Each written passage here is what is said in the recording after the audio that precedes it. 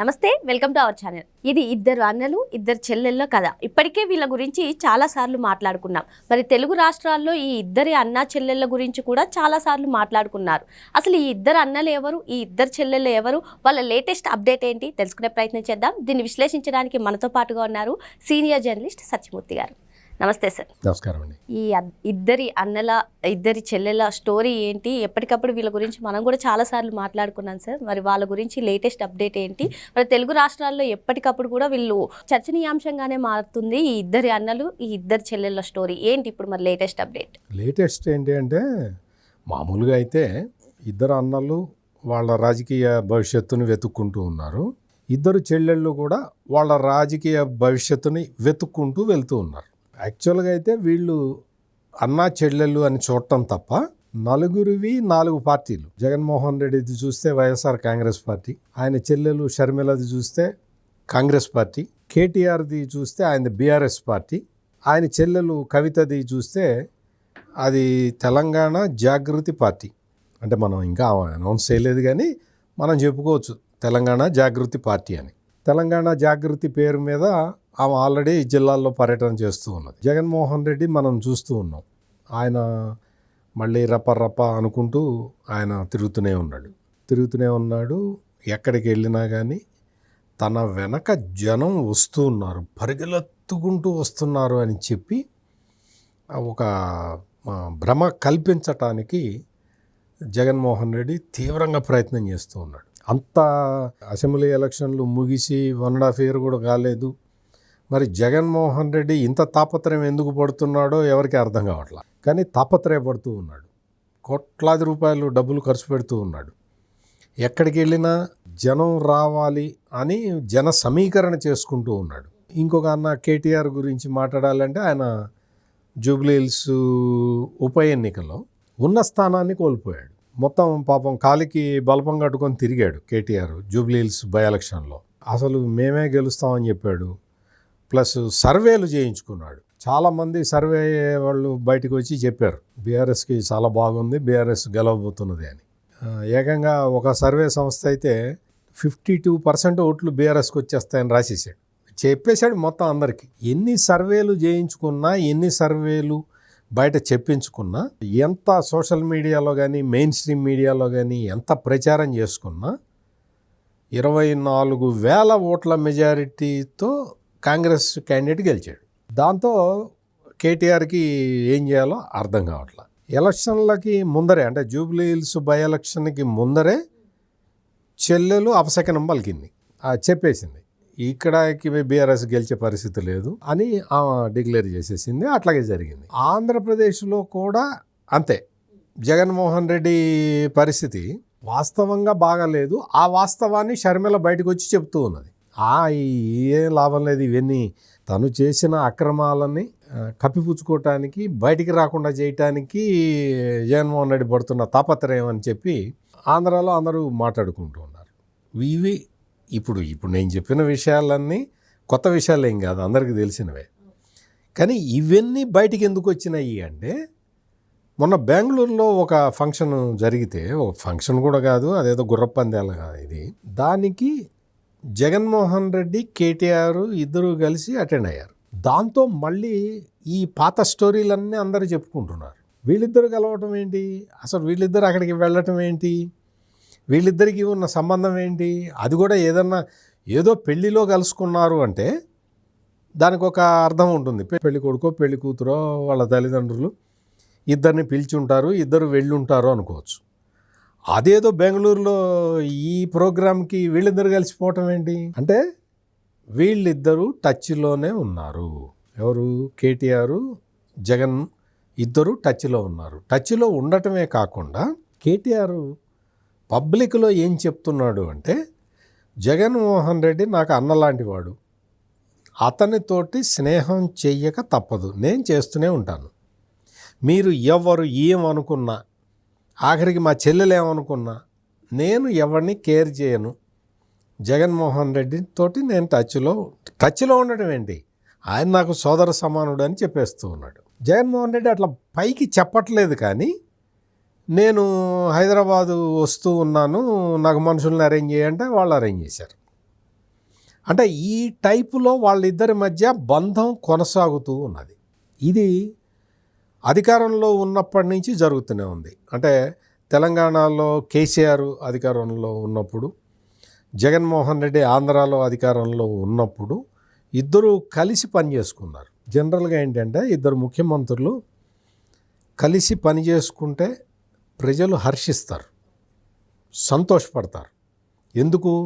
రెండు తెలుగు రాష్ట్రాలే కాబట్టి, రెండు చోట్ల ఉన్నది తెలుగు ప్రజలే కాబట్టి, ఇప్పటికీ ఆంధ్రాలో ఉన్న చాలా గ్రామాల్లో ఉన్న వాళ్ళు ఎవరో ఒకళ్ళు హైదరాబాదులో ఇంకా ఉంటారు కాబట్టి, హైదరాబాదు తోటి సంబంధాలు విడదీయలేనివి కాబట్టి, ఈ రెండు రాష్ట్రాల ముఖ్యమంత్రులు కలిసి మాట్లాడుకుంటే మనకి మంచి జరుగుతుంది అని రెండు రాష్ట్రాల ప్రజలు భావిస్తారు. కానీ తెలంగాణలో కేసీఆర్ కానీ, ఆంధ్రాలో జగన్మోహన్ రెడ్డి కానీ వాళ్ళ అధికారంలో ఉన్నప్పుడు కేవలం వాళ్ళ స్వార్థం కోసం మాత్రమే పనిచేశారు. అది ఇక్కడ జరిగింది. అందుకని మనం ఇంత వివరంగా మనం చెప్పుకోవాల్సిన పరిస్థితి ఉంది. జగన్మోహన్ రెడ్డి ఆస్తులన్నీ హైదరాబాదులో ఉన్నాయి కాబట్టి ఆ ఆస్తుల విలువ పెరగాలి అంటే నువ్వేం చేయాలి అంటే ఆంధ్రాన్ని నాశనం చేయాలంటే అమరావతిని నాశనం చేశాడు. అమరావతి ఇటుక పెట్టడం పక్కన పెట్టి రోడ్లన్నీ దోవుకొని అమ్ముకున్నాడు.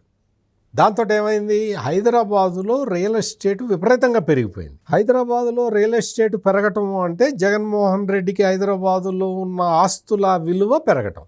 కేసీఆర్, కేటీఆర్ వీళ్ళందరూ కూడా అధికారంలో ఉన్నప్పుడు ఏం చేశారో తెలంగాణ ముఖ్యమంత్రి రేవంత్ రెడ్డి ఇప్పటికే 1,00,000 సార్లు చెప్పుకుంటాడు.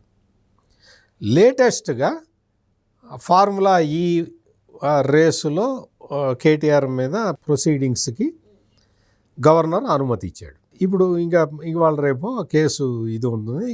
కేటీఆర్ని మరి అరెస్ట్ చేస్తారు అనుకుంటా. ఇక్కడ అంటే ఆంధ్రప్రదేశ్లో షర్మిల కానీ, తెలంగాణలో కవిత కానీ, కవిత విస్తృతంగా తిరుగుతుందని చెప్పాను కదా, ఊరూరు తిరుగుతూ ఉన్నది. అన్నని పైకి ఏం అనట్లేదు కానీ ఆ లోకల్ బీఆర్ఎస్ నాయకుల్ని టార్గెట్ చేస్తూ మాట్లాడుతూ ఉన్నది. హరీష్ రావుని దెబ్బ కొడుతూ ఉన్నది. అక్కడ షర్మిల అన్నని అప్పుడప్పుడు అంటే ఎలక్షన్ల ముందర అన్నది కానీ ఆ తర్వాత షర్మిల టార్గెట్ అంతా కూడా అవినాష్ రెడ్డిని కొట్టడమే. అంటే అవినాష్ రెడ్డిని పొలిటికల్గా మనం స్పేర్ చేస్తే మనకి భవిష్యత్తు ఉండదు అని షర్మిల ఉద్దేశం. అందుకని ఇక్కడ అక్కడ కూడా ఇద్దరు చెల్లెళ్ళు అన్నల మీద డైరెక్ట్ అటాక్ మానేసి ఇండైరెక్ట్ అటాక్ మొదలు పెట్టారు. ఎందుకు అంటే డైరెక్ట్గా అన్నల్ని టార్గెట్ చేయటం వల్ల ఇప్పుడు ప్రయోజనం లేదు. ఎందుకు అంటే కేటీఆర్కి అధికారం లేదు, జగన్మోహన్ రెడ్డికి అధికారం లేదు. అందుకని ఇద్దరు అధికారంలో లేని అన్నల గురించి ఇంకా చెల్లెళ్ళు ఏమి పాకులాడతారు, ఏం ఫైట్ చేస్తారు? వాళ్ళతోటి ఫైట్ చేయాల్సిన అవసరం ఉంది. అందుకని ఇప్పుడు ఏం చేస్తున్నారు అంటే తెలంగాణలో హరీష్ రావుని కవిత టార్గెట్ చేస్తూ ఉన్నది, ఆంధ్రాలో అవినాష్ రెడ్డిని షర్మిల టార్గెట్ చేస్తూ ఉన్నది. వీళ్ళని టార్గెట్ చేయటం వల్ల ఏమవుతున్నది అంటే నెక్స్ట్ జరగబోతున్నది ఏంటి అంటే ఈ శక్తులు అంటే వైఎస్ అవినాష్ రెడ్డిని గనక న్యూట్రలైజ్ చేసుకుంటే, అంటే అతనికి రాజకీయంగా అతను అంటే మామూలుగా కడప ఎంపీ అయ్యాడు. వాస్తవంగా కడప ఎంపీ ఎవరు కావాలి? విజయలక్ష్మి కావాలి, లేకపోతే వివేకానంద రెడ్డి కావాలి, లేకపోతే షర్మిల కావాలి. షర్మిల, వివేకానంద రెడ్డి, విజయలక్ష్మి కాకుండా అవినాష్ రెడ్డిని తీసుకొచ్చి జగన్మోహన్ రెడ్డి అక్కడ నిలబెట్టాడు. ఇప్పుడు ఈ అవినాష్ రెడ్డిని పొలిటికల్గా ఎదుర్కోవాలి అంటే అతని చేతిలో అంటే ఇప్పటికీ అధికారం ఉంది, పార్లమెంటు సభ్యుడిగా ఉన్నాడు కాబట్టి ఇప్పటికీ అధికారం ఉంది. ఆ ట్యాగ్ ఎంపీ అనే ట్యాగ్ పోతే తప్ప అవినాష్ రెడ్డిని టార్గెట్ చేయటం కుదరదు. అందుకని అవినాష్ రెడ్డి చేస్తున్న పనులు అక్కడ లోకల్గా అవినాష్ రెడ్డి ఎవరితో అయితే మాట్లాడుతున్నాడో, ఎవరితో అయితే టచ్లో ఉన్నాడో వాళ్ళని టార్గెట్ చేసుకుంటూ షర్మిల ముందరికి వెళ్తూ ఉన్నది. తను లేని సమయంలో కూడా తను అనుకున్న లక్ష్యాలు నెరవేరటానికి వీలుగా షర్మిల తన కుమారుణ్ణి రాజకీయాల్లోకి దించింది. అతని పేరు రాజారెడ్డి. అతను వైఎస్ రాజారెడ్డి ఎప్పుడైతే కడప పాలిటిక్స్లోకి వస్తున్నాడు అని చెప్పి షర్మిల డిక్లేర్ చేయంగానే షర్మిల మీద వ్యతిరేకంగా అంటే వ్యక్తిగతంగా దాడి మొదలుపెట్టారు వైఎస్ఆర్ కాంగ్రెస్ పార్టీకి సంబంధించిన మనుషులు. అంటే జగన్మోహన్ రెడ్డి నేరుగా చెల్లెల్ని టార్గెట్ చేయించాడు. అసలు మీ ఇంటి పేరేంటి, నువ్వు వైఎస్ ఇంటి పేరు ఎందుకు పెట్టుకుంటున్నావు అని మొదలుపెట్టారు. అంటే షర్మిల భర్త అనిల్, బ్రదర్ అనిల్, అంటే మనకి బ్రదర్ కానీ ఆమె భర్త అనిల్ కుమార్ ఇంటి పేరు నీకు రావాలి కదా, నువ్వు వైఎస్ అని ఎట్ట పెట్టుకుంటావు, నువ్వు వైఎస్ అని పెట్టుకోవడానికి వీలు లేదు అని మొదలుపెట్టారు. అది మొదలుపెట్టి నీ కొడుక్కి అసలు వైఎస్ ఇంటి పేరు ఎట్లా వస్తుంది, నీ భర్త ఇంటి పేరు పెట్టాలి కదా, మురుసుమిల్లి రాజారెడ్డి అని పెట్టాలి కదా. అసలు అనిల్ అనే వ్యక్తి రెడ్డే కాదు, అతను ఒక బ్రాహ్మణ్. మరి నువ్వు రెడ్డి అని ఎట్లా పెట్టుకుంటావు కొడుక్కి? నువ్వు రాజారెడ్డి అన్న పేరు తీసేసాయి, నువ్వు రాజా శాస్త్రి అనో రాజా శర్మ అనే పెట్టుకో అని చెప్పి దారుణంగా ట్రోల్ చేశారు. షర్మిల కొడుకుని టార్గెట్ చేస్తూ వాళ్ళు వైసీపీ పెద్ద ఎత్తున ప్రచారం చేసింది. ప్రచారం చేస్తే ఇప్పుడు షర్మిల కొడుక్కి పేరు పెట్టింది రాజశేఖర్ రెడ్డి పెట్టాడు. రాజశేఖర్ రెడ్డి షర్మిలకి కొడుకు, అంటే జగన్మోహన్ రెడ్డికి ఇద్దరు కూతుళ్ళే, షర్మిలకి ఒక కొడుకు ఒక కూతురు. అందుకని రాజశేఖర్ రెడ్డి షర్మిల అంటే చాలా ఇష్టం, కూతురు అంటే చాలా జనరల్గా తండ్రికి కూతురు అంటే ఇష్టం ఉంటుంది. రాజశేఖర్ రెడ్డికి షర్మిల అంటే బాగా ఇష్టం కాబట్టి, అందులోనూ ఆ అమ్మాయికి కొడుకు ఉన్నాడు కాబట్టి ఆ కొడుక్కి మా తండ్రి పేరు పెడతానని చెప్పి వైఎస్ రాజారెడ్డి అని నామకరణం చేశాడు రాజశేఖర్ రెడ్డి. ఈ వైసీపీ వాళ్ళకి అంటే రాజశేఖర్ రెడ్డి పేరు వాడుకోవచ్చు, రాజశేఖర్ రెడ్డి పేరుని ఫోటోని వాళ్ళు వాడుకోవచ్చు, ఎలక్షన్ టైంలో తీసేయచ్చు. ఇప్పుడు లేటెస్ట్గా మళ్ళీ ఏఐ వీడియోలు తయారు చేస్తున్నారు. అంటే జగన్మోహన్ రెడ్డి రాజశేఖర్ రెడ్డి చాలా సఖ్యతగా ఉన్నట్టు, చాలా నవ్వుకుంటూ వాకింగ్ చేసుకుంటున్నట్టు, చాలా నవ్వుకుంటూ మాట్లాడుతున్నట్టు రకరకాలుగా ఏఐ వీడియోలు చేస్తున్నారు, చేసి వదులుతున్నారు. ఇప్పుడంతా సోషల్ మీడియా అంతా అదొక ట్రెండ్ నడుస్తూ ఉన్నది. వైఎస్ జగన్మోహన్ రెడ్డి వాళ్ళ నాన్న వైఎస్ రాజశేఖర్ రెడ్డి కలిసి నవ్వుకుంటూ వెళ్తున్న ఆర్టిఫిషియల్ ఇంటెలిజెన్స్ వీడియోలు. ఇంకొకటి ఏంటి అంటే వైఎస్ రాజశేఖర్ రెడ్డి ఆ వీడియోల్లో కూడా తండ్రిని ఎంత కించపరిచేలాగా పెడుతున్నాడు. అంటే వాళ్ళకి సంబంధించిన వాళ్ళు ఎవరు పెడుతున్నారో నాకు తెలియదు, కానీ ఎట్లా పెడుతున్నారంటే రాజశేఖర్ రెడ్డి బొమ్మ చిన్నగా ఉంటుంది ఆ వీడియోలో కూడా. తండ్రి కొడుకులు ఇద్దరూ కూడా చాలా నవ్వుతూ మాట్లాడుకుంటూ నడుస్తున్నారు అనేలాగా ఏఐ వీడియో తయారు చేయించి ఆ ఏఐ వీడియోలో జగన్మోహన్ రెడ్డి ఆకారం ఎత్తు ఉంటుంది. మీరు చూడండి కావాలంటే, జగన్మోహన్ రెడ్డి ఆకారం రాజశేఖర్ రెడ్డి ఆకారం కన్నా ఎత్తు ఉంటుంది. అంటే నీ ప్రచారానికి తండ్రిని కూడా కించపరుస్తున్నావు. నేను చెబుతున్నది ఏఐ వీడియోల గురించి. ఏఐ వీడియోలలో రాజశేఖర్ రెడ్డి బొమ్మ చిన్నగా ఉంటుంది, జగన్మోహన్ రెడ్డి బొమ్మ పెద్దగా ఉంటుంది, వాళ్ళిద్దరూ నవ్వుతున్నట్టు. వాస్తవంగా రాజశేఖర్ రెడ్డి ఏ రోజు కూడా జగన్మోహన్ రెడ్డిని దగ్గరికి తీయలేదు.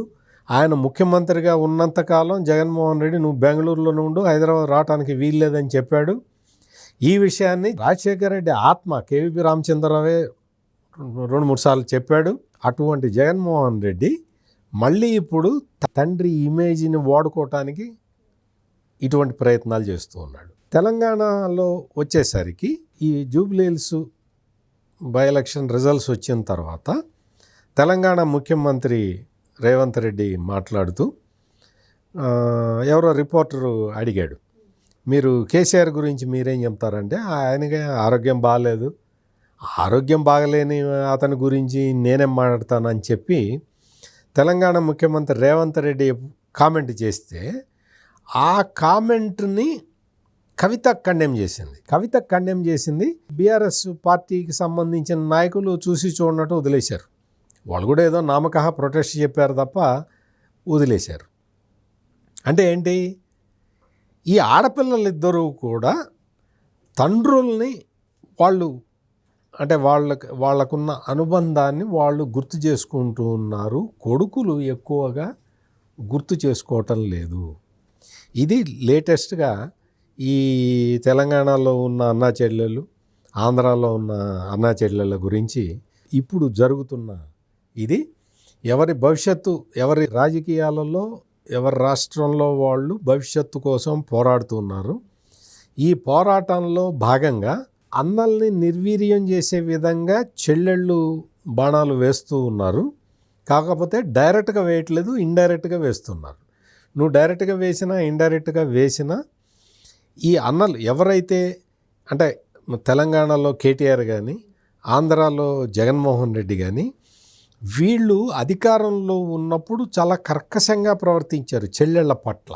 అందుకని ఈ ఇద్దరు ఎప్పుడు కలిసినా కానీ వాళ్ళ చెల్లెళ్ళనే ప్రజలు గుర్తు చేసుకుంటూ ఉన్నారు. అన్యాయం అయిపోయిన వాళ్ళ పట్లే ప్రజలు సానుభూతితోటి ఉంటారు.